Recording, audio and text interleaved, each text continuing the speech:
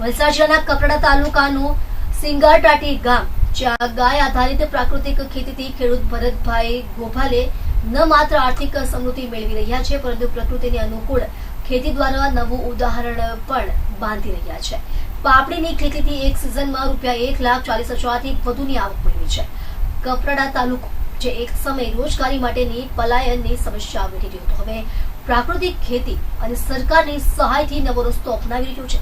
ખેડૂત ભરતભાઈ ગોભાલે ગાય આધારિત પ્રાકૃતિક ખેતીથી ટકાઉ અને પોષણયુક્ત પાકોનું ઉત્પાદન કરી રહ્યા છે. તેઓ કહે છે કે રાજ્ય સરકારના આત્મા પ્રોજેક્ટ દ્વારા ગાય નિભાવ ખર્ચ માટે દર મહિને ₹900ની સહાય મળી રહી છે. આ પ્રાકૃતિક પદ્ધતિનો લાભ તેઓએ વિવિધ પાકોમાં લીધો છે.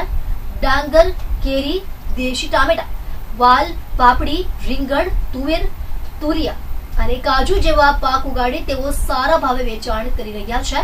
ખાસ કરીને પાપડી ₹80થી ₹170 પ્રતિ કિલોના ભાવે વેચાઈ રહી છે. રીંગણના પાકમાં 1,30,000 અને પાપડીમાંથી 1,40,000ની આવક મેળવી છે. રાજ્ય સરકારની પ્રાકૃતિક ખેતી માટેની સહાય અને તાલીમને કારણે આજના યુવાન અને પરંપરાગત ખેડૂતો પ્રાકૃતિક ખેતી તરફ વળી રહ્યા છે.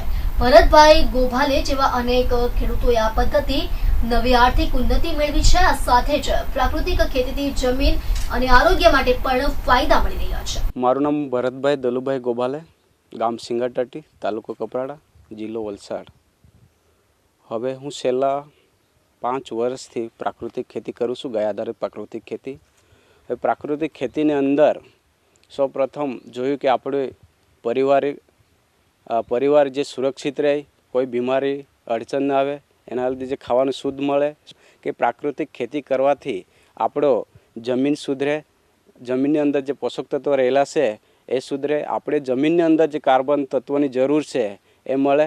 ગુજરાત રાજ્ય સરકાર તરફથી જે ગાય નિભાવ ₹900 દર માસે મળે છે, એનાથી ખેડૂતોને ઘણો ફાયદો છે. એટલે ગુજરાત સરકારને અમારે ખૂબ આભાર અમે માનીએ છીએ. દર વર્ષે હું પ્રાકૃતિક ખેતી કરું છું, પણ આ વર્ષની અંદર મેં વધારે પડતી મારી વાલ પાપડીનું ખેતર બનાવ્યું છે અને પ્લસ ટામેટીનું, રીંગણનું, આ રીતે મેં ખેતર બનાવ્યા હતા. અને વાલની અંદર મેં 2 એકર જેવી ખેતી કરી હતી.